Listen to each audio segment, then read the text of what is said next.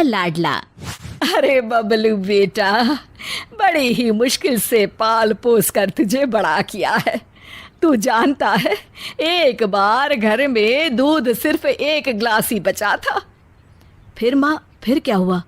बेटा, चाय पीने का मन था, लेकिन मैंने ना पूरा ग्लास का दूध तुझे पिला दिया। बेटा, खुद 2 साड़ी में पूरा जीवन काट दिया, लेकिन तुझे ब्रांडेड कपड़े ही पहनाए। हाँ माँ, लेकिन तेरे पास तो कई साड़ियाँ हैं। अभी 2 दिन पहले ही तो तू सव्यसाची की साड़ी लेकर आई है ना। अरे डुप्लीकेट है बेटा, डुप्लीकेट, केवल 80,000 की। मैं दुखारी औरत कहाँ ओरिजिनल सव्यसाची पहन सकती हूँ। बबलू इमोशनल होकर, हाँ माँ, मैं जानता हूँ तूने मेरे लिए बड़े समझौते किए हैं। मैं हमेशा तेरा ख्याल रखूँगा। ये बोलकर बबलू वहाँ से चला जाता है। वहीं पास के गांव में रश्मि रहा करती थी। रश्मि एक बहुत ही व्यवहार कुशल लड़की थी। ये देख माँ, मैंने ये चादर सिली है और इसमें कढ़ाई की है। ये मैं अपनी होने वाली सास के कमरे में बिछाऊंगी। हाँ बेटा, जरूर। माँ, मेरी शादी जिस भी घर में होगी ना, मैं उस घर को स्वर्ग बना दूंगी। तभी रश्मि का भाई वहां आ जाता है। हाँ, और वहां रहने वालों को स्वर्गवासी। अरे चुप रह, सारा दिन काम काम काम। तुझे फिक्र भी है, तेरी बहन बड़ी हो गई है, उसके लिए कोई लड़का भी देख। अरे वही तो बताने आया हूँ माँ। भाई बबलू की बात माँ से करता है और फिर रश्मि की शादी बबलू से हो जाती है। रश्मि शादी के बाद, माँ जी, मैं आपके पैर में तेल लगा देती हूँ, सारा दिन आप थक जाती होंगी ना। ये बोलकर वो सास के पैर में तेल लगाती है। रश्मि सास का कमरा सजाती, उनके कपड़े ठीक करती और हमेशा हर जगह उनके साथ जाती। लेकिन सास तो सास है। एक दिन रश्मि की माँ उसके ससुराल आती है। अरे रश्मि बेटा, कैसी है तू? बहुत दिन हो गए, तुझे देखा नहीं तो मिलने आ गई। अरे माँ, आप बताया नहीं कि आप आने वाली हो, मैं आपके लिए कुछ अच्छा बनाती। तभी वहाँ रश्मि की सास आ जाती है। अरे बेटी के घर का तो पानी भी नहीं पिया जाता रश्मि बहू। वो तो बहुत पुरानी बात है माँ जी। माँ तो इतनी दूर से आई हैं, कुछ खाएंगी नहीं तो कैसे होगा। अरे नहीं नहीं रश्मि, कोई बात नहीं, बस तुझसे मिलने और तुझे देखने का मन था, सो चली आई। अच्छा, अब चलती हूँ। रश्मि को सास की बात का काफी बुरा लगता है, लेकिन वो कुछ नहीं कहती।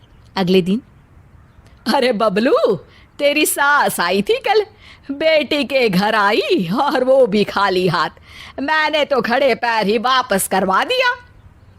ठीक किया माँ, आप जो कहेंगी करेंगी वो कभी गलत हो ही नहीं सकता। रात में रश्मि बबलू के कमरे में आने का इंतजार करती है। आज तो मैं इनसे पूछ कर ही रहूंगी, ये क्या तरीका होता है। मेरी माँ इतनी दूर से आई और बिना कुछ खाए पिए चली गई। बबलू की माँ बबलू को कमरे के बाहर ही रोक लेती है। अरे बबलू बेटा, जरा पैर तो दबा दे। माँ, मैं थक गया हूँ, रात काफी है, कल दोपहर में रश्मि दबा देगी। हाँ हाँ, तेरे लिए तो रात हो गई। जब तू छोटा था, पूरी रात जगाता था, तब मैं सारी सारी रात तुझे गोद में लेकर बैठी रहती थी। हाँ माँ, ये तो सिर्फ माँ ही कर सकती है। और फिर वो माँ के पास जाता है और उसके पैर दबाने लगता है। पैर दबाते दबाते उसे नींद आ जाती है और वो वहीं माँ के पास सो जाता है। सुबह वो अपने कमरे में जाता है तो रश्मि उससे कहती है, कल आप कमरे में नहीं आए, मुझे आपसे बात करनी थी। हाँ हाँ, करते रहो बात, लेकिन याद है ना आज मेरा ऑफिस भी है। देखिए, कल मेरी माँ आई और... हाँ हाँ रश्मि, छोटी सी बात का बवाल मत मचाओ। तुम्हारी माँ खाली हाथ ही आ गई, ये तो कोई तरीका नहीं होता ना। रश्मि समझ जाती है कि बबलू को उसकी माँ ने अच्छे से कान भरे हैं।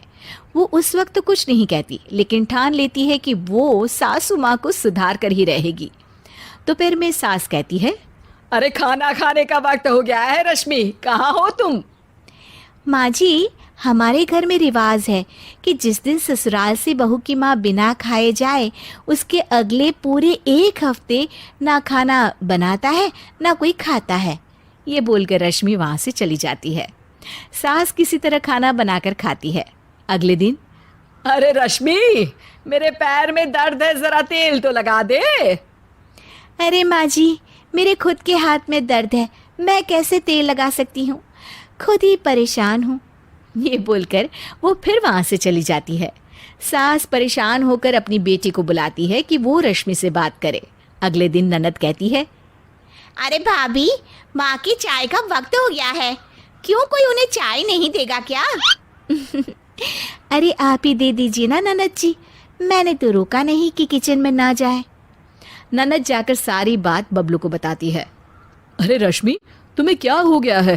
क्या तुम भूल गई कि ससुराल में कैसे रहा जाता है? नहीं जी, बिल्कुल नहीं भूली मैं, लेकिन जहाँ मैं बेटी बनकर रह रही हूँ, हर किसी का ख्याल रख रही हूँ, वहीं मैं अपनी माँ की बेइज्जती भी बर्दाश्त नहीं कर सकती। हाँ माँ, भाभी तो सही कह रही है, इज्जत लेने के लिए सबकी इज्जत भी करनी ज़रूरी है। अगर मेरे ससुराल से मैं तुम्हें ऐसे भगा देती तो। अब समझ गई, माफ कर दो मुझे। रश्मि ने बहुत अच्छे से घर को चलाया, अपना समझ कर रही, और इतना ही नहीं, बबलू से ज़्यादा ख्याल भी रखा। लेकिन मेरा भी फर्ज था कि मैं उसकी भावनाओं को समझती। मुझे माफ़ कर दे बहू।